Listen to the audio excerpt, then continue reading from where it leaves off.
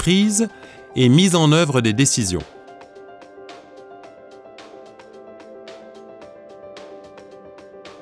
La mobilisation du soutien est le fait d'emmener les décideurs à changer leur comportement.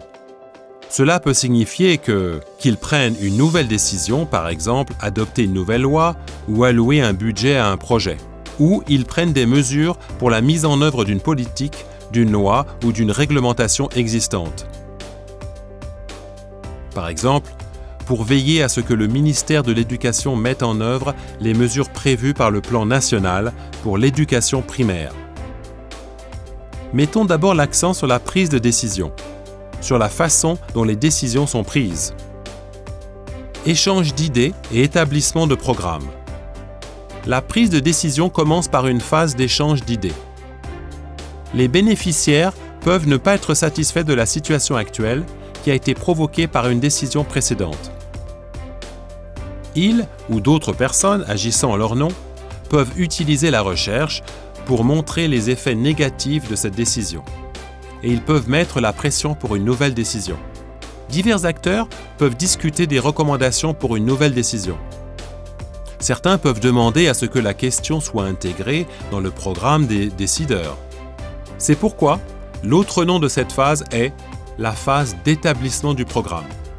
Dans cette phase, il peut toujours être relativement facile pour les organisations de la société civile de participer. L'étape suivante est la phase de formulation lorsqu'un projet de décision est rédigé. Il peut s'agir d'une nouvelle loi, politique ou décision d'allouer des fonds pour répondre à un besoin communautaire. Parfois, un plus petit groupe rédige son premier projet de décision. Ce groupe est généralement composé de quelques décideurs qui bénéficient des conseils des experts. La participation est toujours possible, mais souvent il faut inviter les gens. Ensuite, suivre la phase de prédécision. La version de la décision qui avait été formulée plus tôt a été à présent révisée maintes fois. Cette phase est plus politique que technique.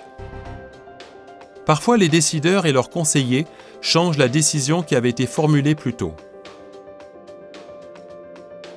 Souvent, la personne qui travaille sur cela n'est pas clairement désignée. Souvent, il est plus difficile pour les OSC d'influencer une décision pendant cette phase. La phase finale est la phase de décision formelle. Dans cette phase, la décision est prise. Cela est parfois une formalité. En général, il est presque impossible de changer ou de suspendre une décision dans cette phase finale. Maintenant, nous mettrons l'accent sur la mise en œuvre des décisions, sur la façon dont les nouvelles décisions sont respectées. Une fois qu'une politique existe, elle doit être mise en œuvre. Si une décision positive pour les bénéficiaires est correctement mise en œuvre, elle apportera les améliorations espérées pour ses bénéficiaires.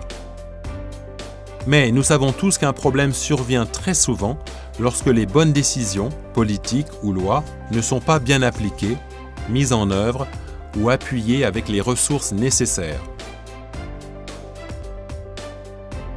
Par conséquent, les bénéficiaires ne sont pas du tout satisfaits. Lorsque nous remarquons qu'une décision n'est pas mise en œuvre, nous devons trouver ce qui ne va pas, pourquoi et à quel niveau. Ainsi, la première question que vous devez vous poser est « Quel est l'obstacle ?» La seconde question que vous devez vous poser est « À quel niveau se trouve l'obstacle ?» Cela peut être à tous les niveaux, du niveau le plus bas au plus haut niveau, car la mise en œuvre d'une décision ou d'une règle est souvent transmise des personnes chargées de la mise en œuvre à un niveau supérieur à ceux des niveaux inférieurs. La troisième question que vous devez vous poser est « Quelles sont les raisons pour lesquelles la décision n'est pas mise en œuvre à ce niveau ?» Il pourrait y avoir diverses raisons. Par exemple, les instructions pour la mise en œuvre ne sont pas claires. Un exemple, au niveau local, il se pourrait qu'une instruction du directeur, de la directrice de l'école, ne soit pas respectée parce que les enseignants n'ont pas compris ce qu'il, elle, a écrit. La nouvelle décision n'est pas adaptée à la situation au niveau local. La décision est peu connue.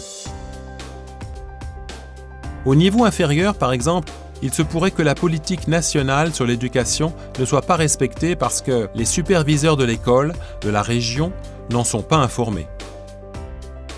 Il n'y a pas de personnel qualifié pour mettre les décisions en œuvre. Par exemple, si les hôpitaux d'un pays orientent les patients souffrant de problèmes rénaux graves vers les hôpitaux provinciaux, il se peut qu'il n'y ait pas assez de spécialistes du rein au niveau provincial. Il n'y a pas de ressources. Au plus haut niveau, par exemple, le gouvernement décrète que chaque village doit avoir une école par ses propres moyens, mais n'augmente pas le budget de l'État alloué à l'éducation. Il peut y avoir plusieurs autres raisons. Certaines raisons peuvent se trouver à plusieurs niveaux. La quatrième question que vous devez vous poser est « Où puis-je aller pour signaler ou me plaindre qu'une décision ou une loi n'est pas mise en œuvre ?» Souvent, l'on peut aller vers la personne qui est chargée de la mise en œuvre, mais qui ne fait pas réellement ce qu'elle est supposée faire. Vous pourriez demander pourquoi c'est le cas. Il peut être aussi possible de signaler le problème à une personne de rang supérieur. Souvent, il y a également des mécanismes formels à travers lesquels on peut déposer une plainte.